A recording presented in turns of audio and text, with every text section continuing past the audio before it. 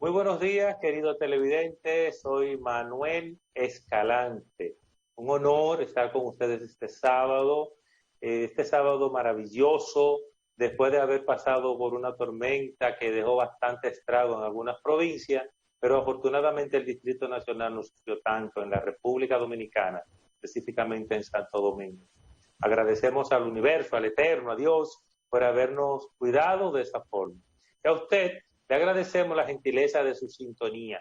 Hoy estaremos hablando con un amigo, hermano, colega, un politólogo, experto en seguridad pública. Sobre el primer bloque, vamos a hablar de los resultados de las elecciones. Es imposible no seguir hablando de eso, pero sobre todo es muy importante escuchar la opinión de un experto, un especialista, politólogo, con una combinación profesional muy peculiar, porque tiene incluso que ver con seguridad pública. Entonces, mi amigo, hermano y socio Víctor Tineo, a quien doy la bienvenida, le presentará e inmediatamente abordaremos el tema. Un placer estar con ustedes. Víctor, bienvenido a Conexión Global RD. Muy buenos días, Manuel. Muy buenos días a todos nuestros amables televidentes de Conexión Global RD. Y como tú lo has dicho, ha pasado por el país la tormenta Isaías. Nos salvamos de Gonzalo en aquel momento, de la tormenta Gonzalo, pero no pudimos salvarnos de Isaías. Estoy hablando de meteorología. Sí, acláralo. Pero no ha sido posible de Isaías. Sin embargo, la República Dominicana en sentido general necesitaba un poco de lluvia. Sí. Aunque eso está teniendo unos estragos difíciles en algunas provincias del país, ojalá que el gobierno tenga la posibilidad de ir en auxilio de todas estas personas que tienen estas dificultades, esas viviendas, de que ya el país está en una situación muy difícil en términos económicos. Bueno, vamos a conversar hoy con un colega que ya forma parte de lo que es Conexión Global RD y además que tiene una visión global. Es perfecto que esté en Conexión Global por su visión global, por su capacidad de articular con sus conocimientos, articular las ideas complejamente, o sea, analizarlas por todas las aristas, porque además de politólogo, es experto en políticas públicas y seguridad nacional, seguridad y defensa. Eso es muy importante en estos momentos en que se requiere de un análisis sosegado de cara a lo que será la República Dominicana con el nuevo gobierno que entra. Y en ese mismo sentido, buenos días, Daniel Pou es nuestro invitado en el día de hoy. Saludos y muy buenos días, don Daniel. Muy buenos días, Daniel. Muy buenos días, don Víctor. Muy buenos días, don Manuel. Yo, pues, feliz de esta mañana estar con ustedes y abordando los temas de la mejor manera posible que ustedes me propongan. Qué bueno.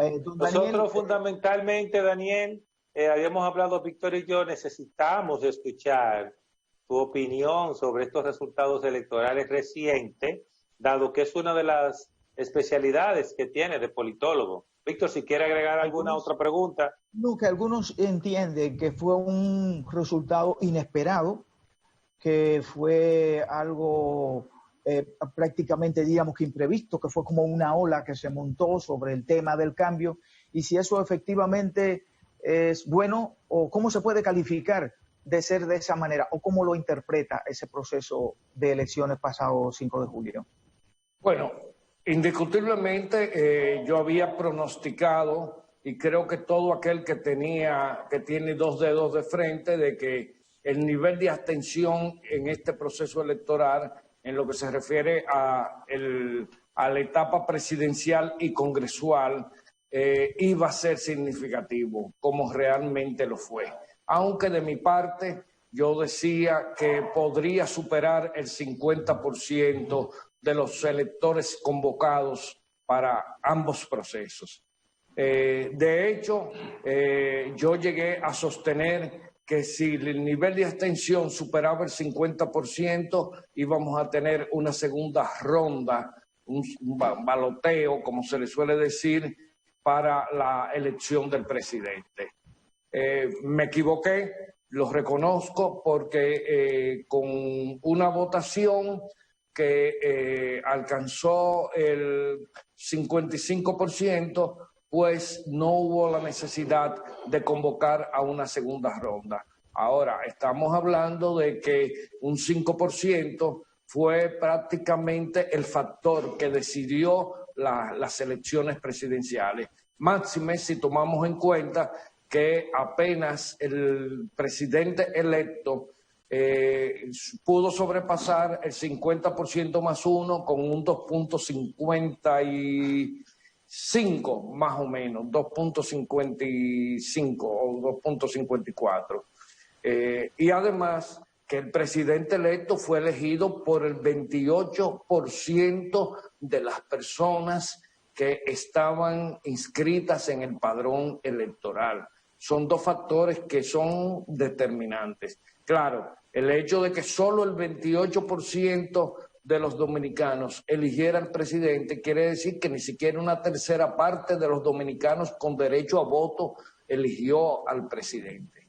Es decir, es la elección presidencial que yo recuerde hasta ahora que se ha hecho con la menor cantidad de votos en términos porcentuales con relación al padrón electoral. ¿Y en qué se podría convertir a futuro, Daniel, ese 28% que definitivamente no es ni siquiera la tercera parte de los electores llamados a votar? ¿Qué pudiera pasar? ¿Cómo se puede interpretar a futuro para un gobierno que apenas comienza el 16 de agosto? Bueno, eso puede tener varias lecturas, pero la lectura más importante es que el gobierno que ha emergido de esta elección presidencial es un gobierno que va a tener que abrir muchos canales de diálogo con la sociedad dominicana, es lo primero. Lo segundo, que va a tener que ser muy cauteloso al momento de tomar grandes decisiones.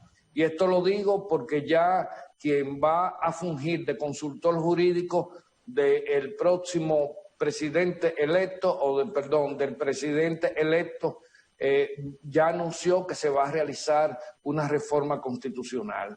Y esto va a tener muchas implicaciones, porque la ciudadanía está muy a la expectativa de cuáles son esos temas de la Constitución que se van a reformular.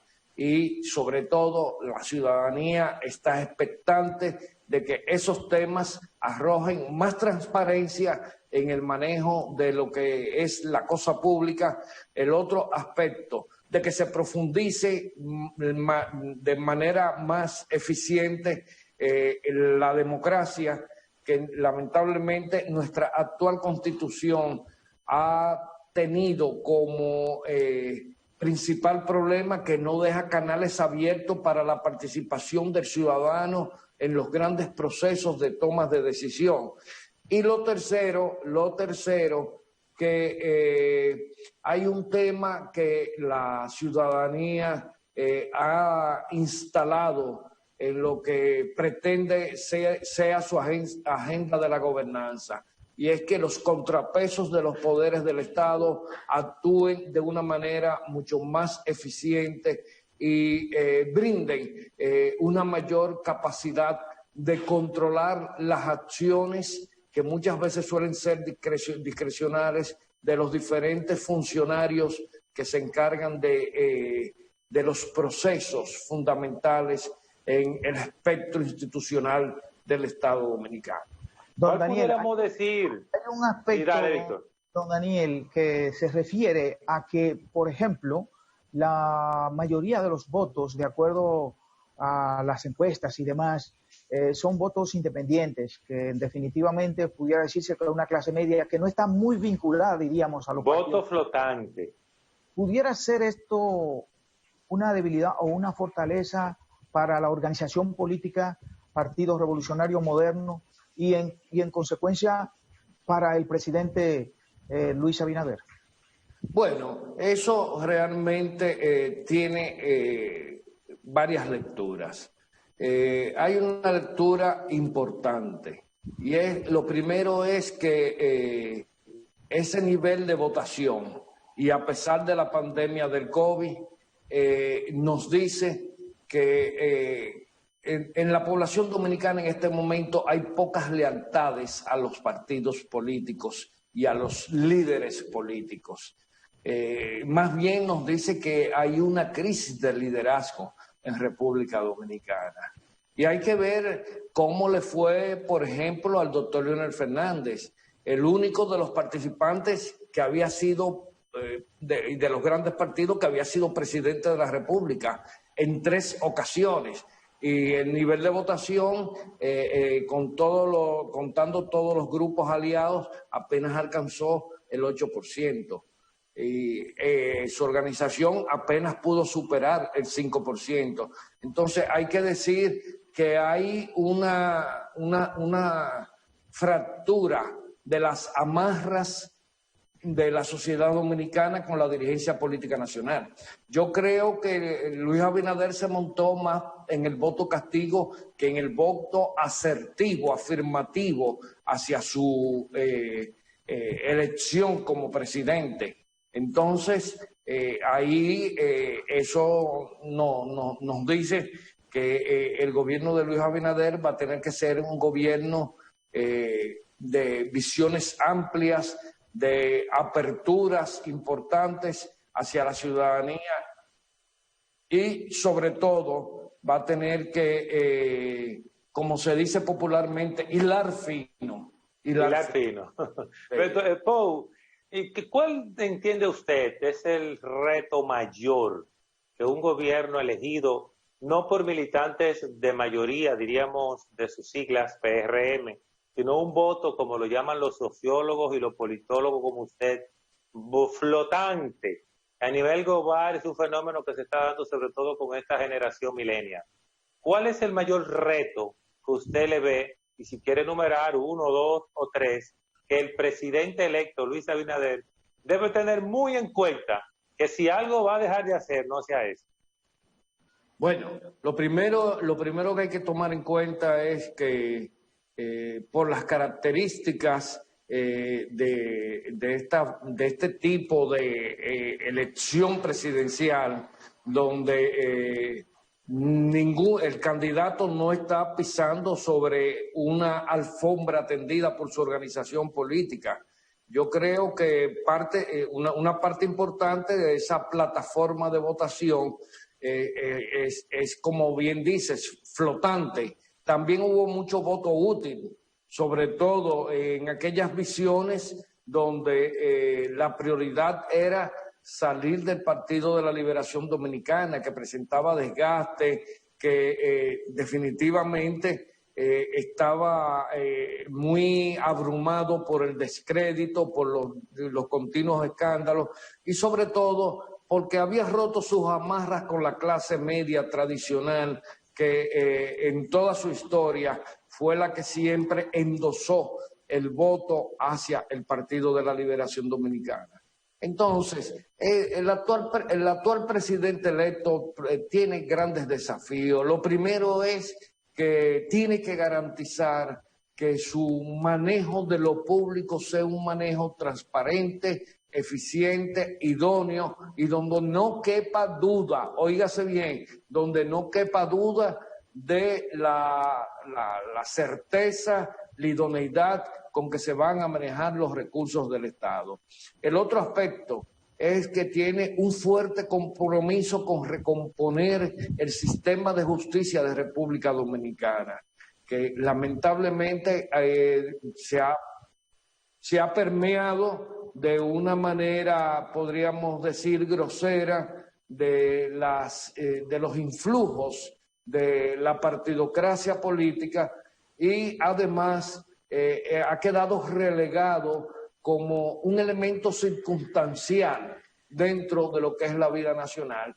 Y el otro aspecto estriba en que el presidente electo Luis Abinader va a tener que ser muy estricto en lo que se refiere a la rendición de cuentas de sus acciones, de sus decisiones y sobre todo de lo que se pueda lograr en un momento en que en República Dominicana la sociedad va a tener que hacer uso de grandes sacrificios para poder seguir adelante, teniendo en cuenta que tenemos una pandemia que ha impactado de una manera terrible y atroz todo lo que son las estructuras sociales, económicas y funcionales de la sociedad dominicana.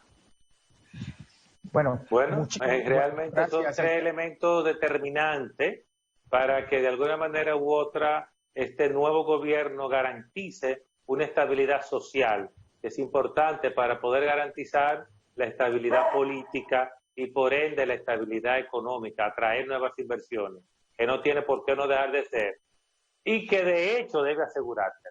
Con esta expresión respecto a lo que el nuevo gobierno, las tres cosas elementales que innegociablemente debe tener pendiente, nosotros nos vamos a pausa. Y en el segundo bloque seguimos con el politólogo y consultor independiente, experto en seguridad nacional, el Daniel Pou Castro, en Conexión Global RD. Volvemos ahora.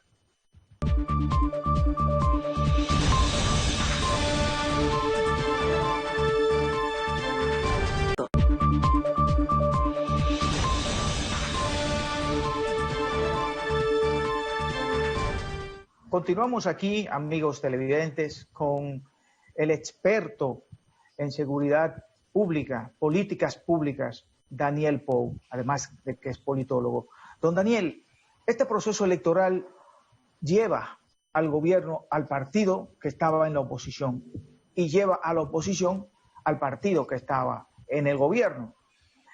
¿Cómo usted visualiza la composición de la oposición política ahora con dos partidos que surgen del mismo tronco, Partido de la Liberación Dominicana y Fuerza del Pueblo, y además cómo visualiza los partidos que le llaman pequeños partidos o partidos emergentes, que ahora van a tener una presión muy grande porque la ley establece unos niveles importantes de exigencias con relación al mantenimiento de su personería jurídica?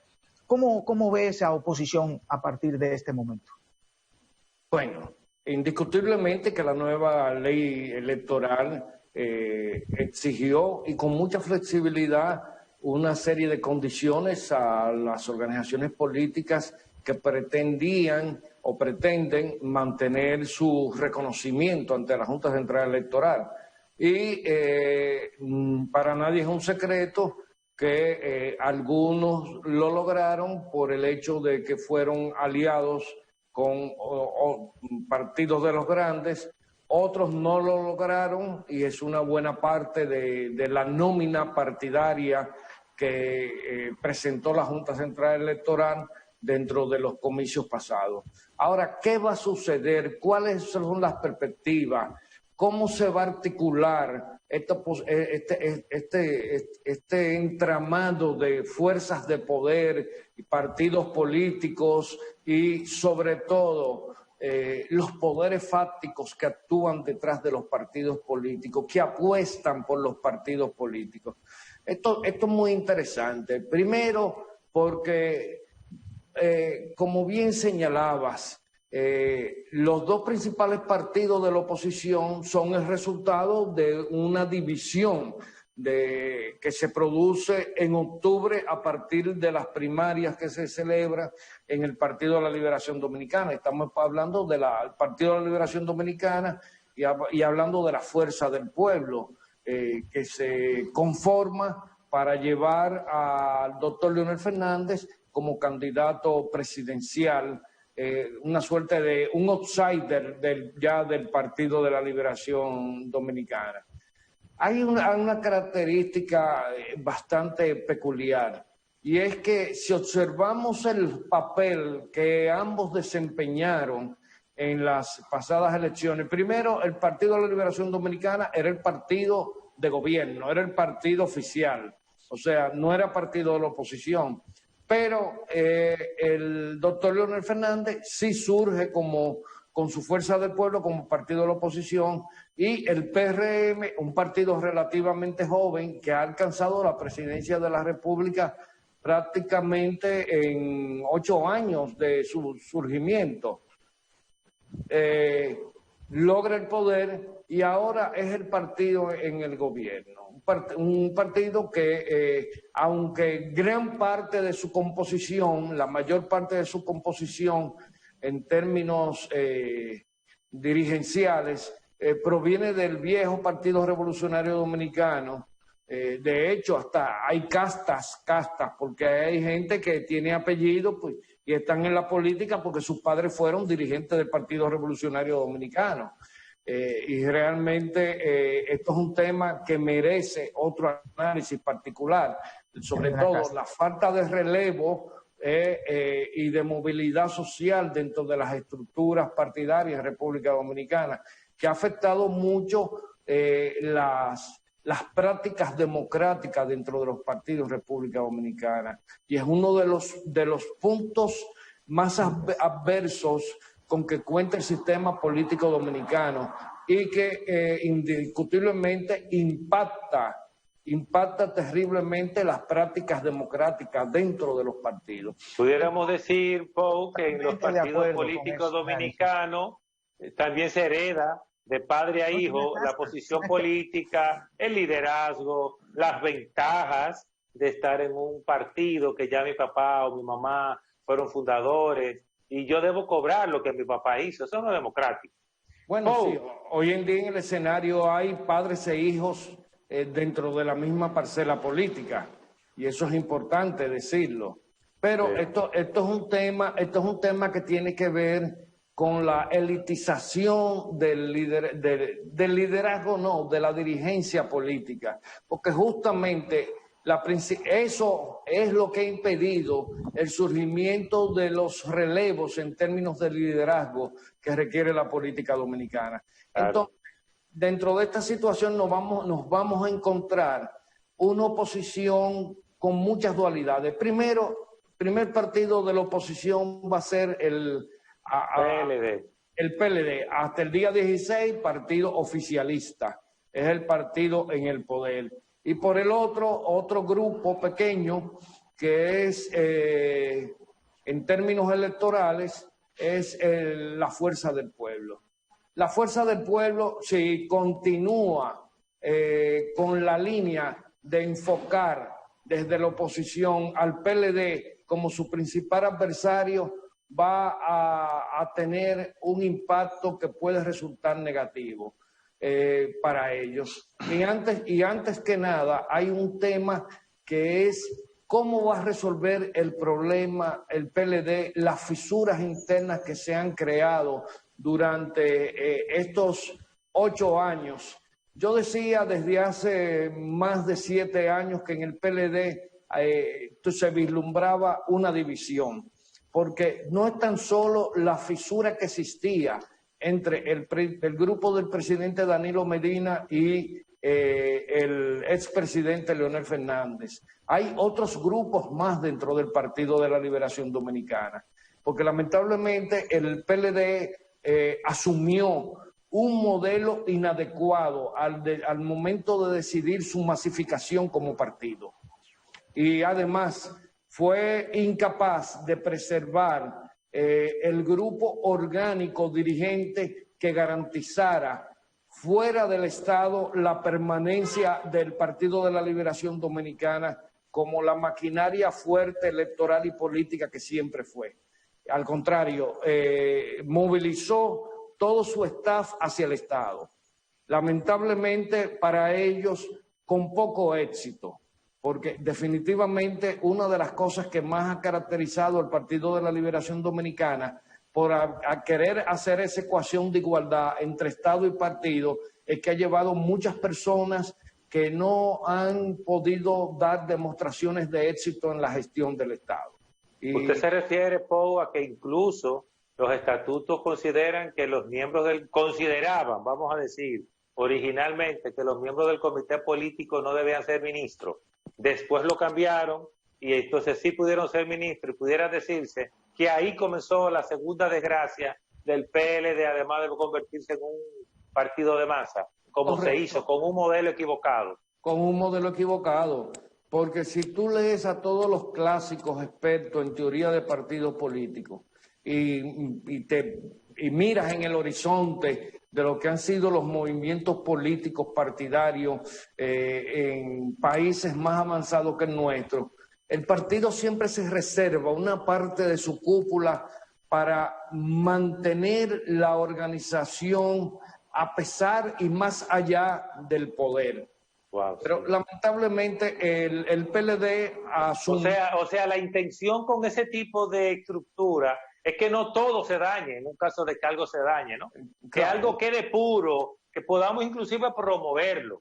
Correcto. Y además, el otro error fue la petrificación de la estructura partidaria, la inmovilización. No había posibilidad, por la ausencia de prácticas orgánicas democráticas dentro del partido, no había posibilidad de relevo generacional y relevo político, de abrirle paso a las nuevas ideas. Entonces, la composición de esta oposición va a ser una composición bastante, podría decir, compleja, porque el único partido que tiene garantías de asumir un comportamiento de oposición, y esperamos que sea oposición constructiva, sea el Partido de la Liberación Dominicana. Una pregunta en ese mismo sentido de los liderazgos, la petrificación de esa organización política. Ahora se habla de que el líder de esa organización será el presidente Danilo Medina. Algunos sueñan con la posibilidad de una reforma a la Constitución y su habilitación.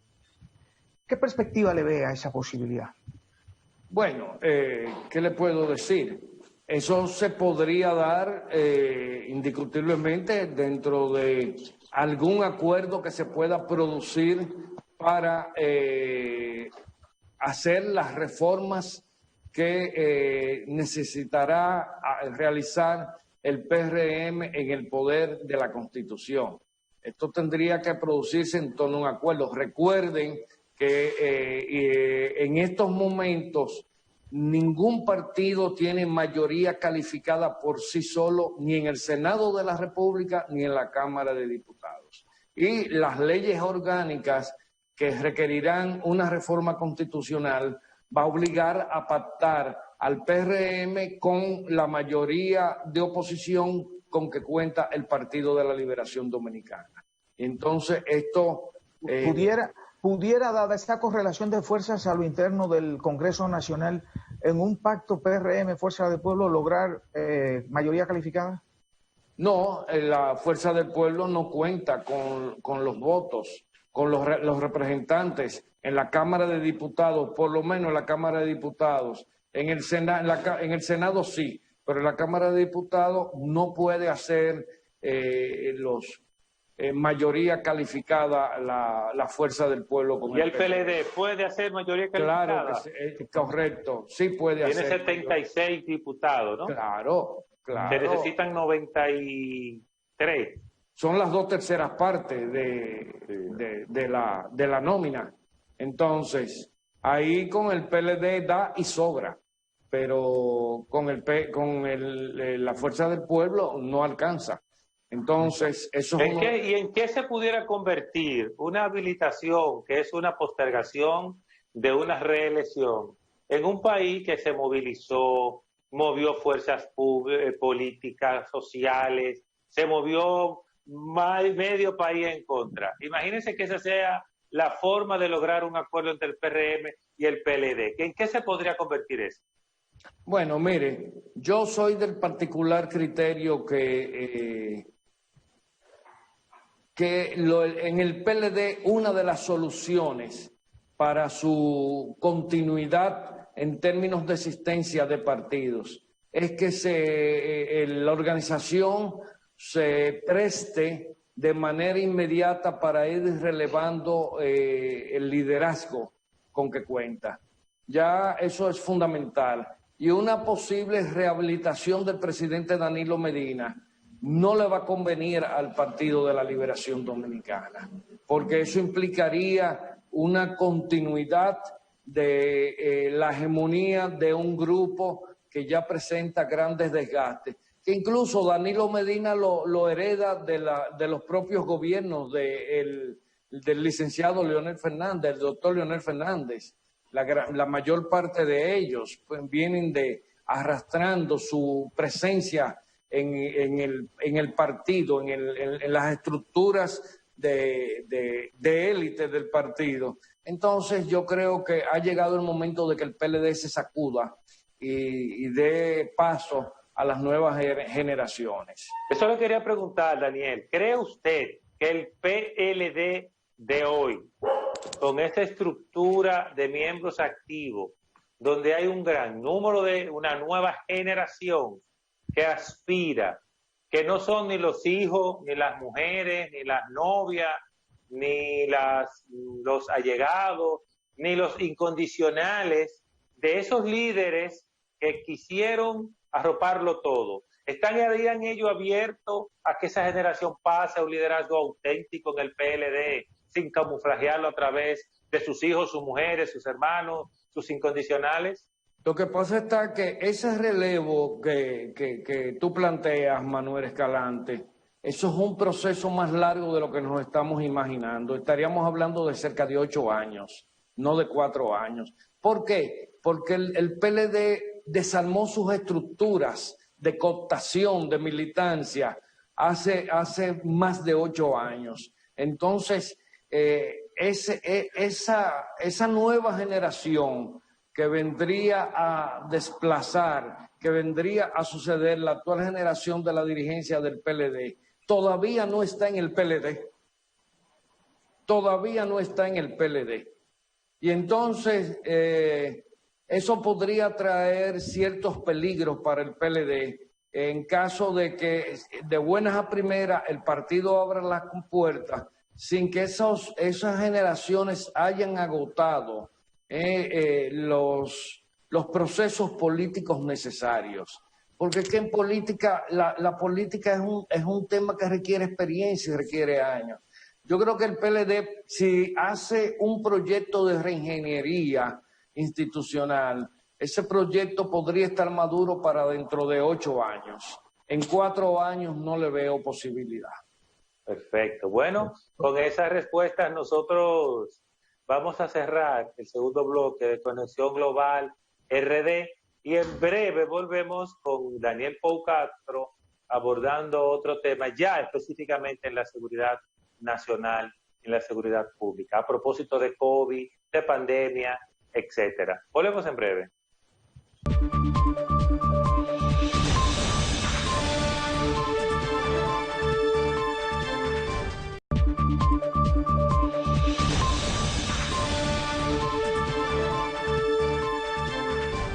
Continuamos con Conexión Global RD y todos ustedes, amigos televidentes. Don Daniel Pou.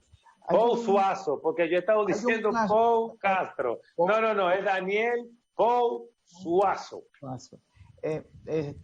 Quizás uno de los retos más difíciles con que se va a encontrar el gobierno del presidente Luis Abinader será el tema de la seguridad ciudadana.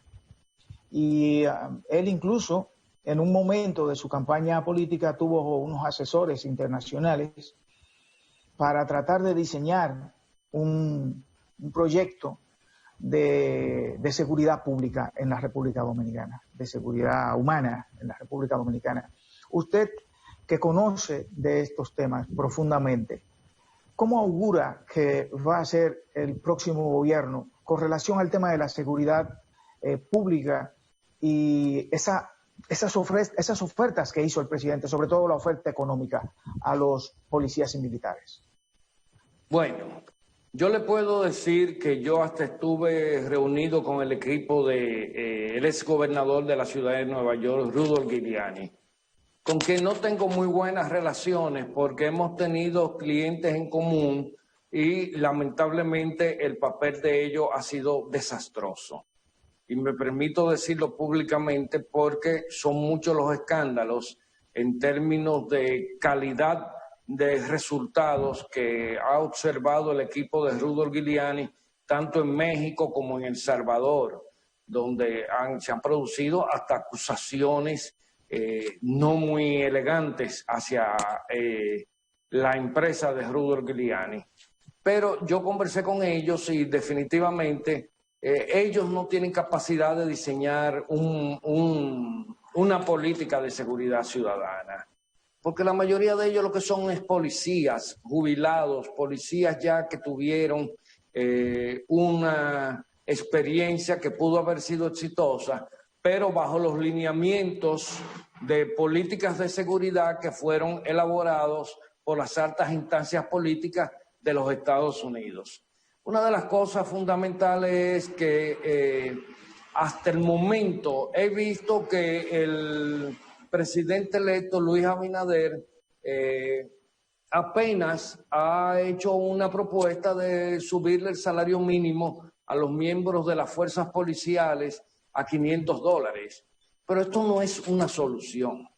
Esto no tiene ningún sentido si no está enmarcado, primero, dentro de un sistema de beneficios que sea consone con un escalafón dentro de la Policía Nacional. La Policía Nacional tiene de sus 37.000 miembros, cerca de 19.000 miembros que están en servicios privados, que no tienen que ver nada con la misión policial. Entonces, usted va a destinar $500 para un oficial, un miembro de la institución, o que es sobrino o primo o hijo de un funcionario público, de un legislador, y que están cargados de manera particular a empresarios, a una serie de personas que pueden tener su prestancia social, pero no tienen el derecho a distraer recursos públicos en beneficios particulares. Para eso existen empresas de seguridad privada muy buenas, dicho sea de paso, para brindar servicio a personalidades que así lo consideren. Entonces, yo creo que ese es uno de los temas más débiles del presidente electo Luis Abinader. Hay temas también que resultan importantísimos. Nosotros tenemos un cóctel de violencia que tiene que ver con una situación muy particular en la región. En República Dominicana el 66% de los homicidios no lo produce la violencia delictiva, lo produce la conflictividad social. O sea, problemas intrafamiliares, problemas entre vecinos, problemas entre comunidades por temas que son muchas veces de competencia del propio Estado. O sea, usted dice que el 66%. Correcto, de los homicidios. Mucho. Claro. ¿Y qué papel juegan las drogas ahí en ese 66? ¿Está ahí?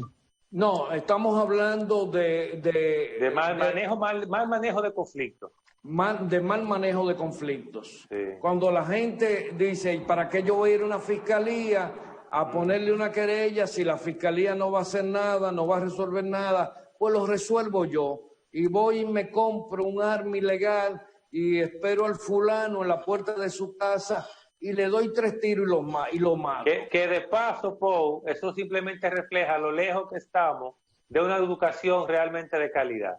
Porque eso no debería estar pasando. En países donde la educación es de calidad e impera la ley de la educación de calidad, valga la redundancia, eso pasa menos. Bueno, porque el principal papel de una educación de calidad es construir ciudadanía. Eso es lo primero. Tú no haces nada con capacitar a una persona y dotarlo de conocimiento si no es un ciudadano responsable, comprometido con los destinos de la sociedad. Entonces, eso es un problema que tenemos por un lado. Por otro lado, tenemos otro elemento que genera muchísima violencia: la presencia del microtráfico en los barrios. Pero a la vez que genera violencia, potencializa la generación de violencia, frena el índice de homicidios en República Dominicana. La economía del microtráfico ha sacado a cientos de miles de jóvenes que antes salían a asaltar, a robar cadenas, a arrebatar bolsos, y que lamentablemente ocasionaron una cantidad de muertes que llegamos a tener una tasa de homicidios de 26.56 homicidios por cada 100.000 habitantes. Hoy en día anda por 12, más o menos el promedio. ¿Pero por qué? Porque la economía sumergida del microtráfico ha sacado a esos muchachos de las actividades que más homicidios producían. Pero a la vez el microtráfico genera una ola de crimen organizado que es ya una criminalidad más elitista y que va minando y descomponiendo los elementos sustantivos de la base social de nuestro país. Fíjese a ver el doble papel que tiene, porque el microtráfico tiene una capacidad de redistribución de recursos en los barrios, recursos económicos, que ha logrado que el liderazgo tradicional de los barrios, que antes eran los dirigentes de los clubes, los presidentes de la Junta de Vecinos, hoy en día está en manos de los operadores del microtráfico. Igual, y desafían abiertamente a las autoridades. Suena quizá un poco, vamos a decir, insignificante, porque usamos la palabra microtráfico. Cualquiera diría, bueno, no, pero resulta que si no estoy errado, y por favor corríjame, andamos alrededor de 30.000 puntos de microtráfico. O sea, ya ahí se complica el tema. Bueno, eso es una economía paralela que existe en República Dominicana y que emerge junto con el lavado de activos en República Dominicana, emerge en esas cifras de las cuentas nacionales, donde hay miles de millones de pesos que no se pueden identificar su procedencia. Lo que sí es real es que tiene capacidad redistributiva. ¿Cómo afecta esto la seguridad nacional? Bueno, indiscutiblemente que esto nos potencializa para que dentro de un tiempo estemos como le sucedió a México, que en inicio no le hizo caso, no le puso la atención debida. Hoy en día el Estado mexicano ha sido puesto de rodillas por los grupos armados, los ejércitos financiados desde las estructuras del crimen organizado. Y claro, nosotros lo que somos es un país de paso. ¿Cuáles pueden ser la solución de que esos microtráficos sean regulados, eliminados, controlados y no se necesiten en los barrios como parte de desarrollo económico? Bueno, eso sencillamente se produce porque el Estado no es capaz de brindar los elementos para el desarrollo de la individual sociedad sostenible. Entonces, el microtráfico se apodera de que el Estado le deja ese espacio vacío para ellos actuar y ellos lo toman. Quiero preguntarle, y para que brevemente nos ayude a más o menos interpretar el tema de la frontera. El reto de la frontera. ¿Cuál puede ser, cómo pudiera el gobierno enfrentar este tema de la frontera con Haití? Mire, ahí se necesitan muchos elementos, porque primero es un factor exógeno que nosotros no dominamos todas las variables. Eso es lo primero. Estamos frente a un Estado que nos ha tocado como vecinos. Nosotros no dominamos ni el lado nuestro, Paul. Bueno, eso es uno de los temas. Un Estado que lamentablemente no siente ningún tipo de compromiso con su sociedad. Eso es lo primero. Lo segundo,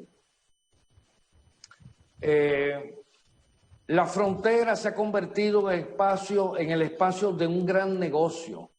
Un gran negocio que ha cooptado la voluntad de las Fuerzas Armadas y de todos los actores que están comprometidos a salvaguardar nuestro territorio nacional y los doblega. Y lo tercero es que nosotros seguimos demandando mano de obra que por muchísimos factores sobre todo factores culturales y factores económicos, solo nos lo puede suplir Haití.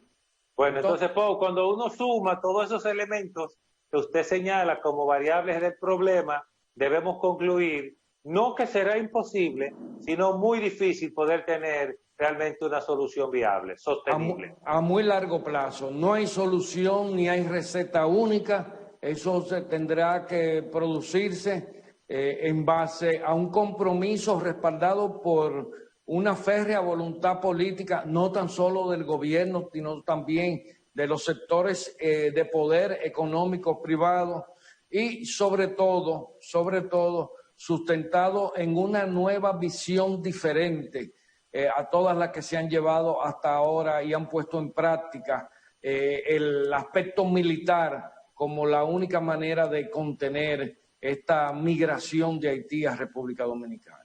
Bueno, con esta respuesta nosotros nos vemos precisados a cerrar ya el tercer bloque con el tiempo concluido. Ha sido un honor compartir con nuestro amigo y compañero de staff de Conexión Global RD, el señor Daniel Pau Suazo, hoy, y él sabe que la puerta sigue abierta y tiene un compromiso de volver. Con ustedes volvemos a vernos el próximo sábado para que juntos sigamos aprendiendo.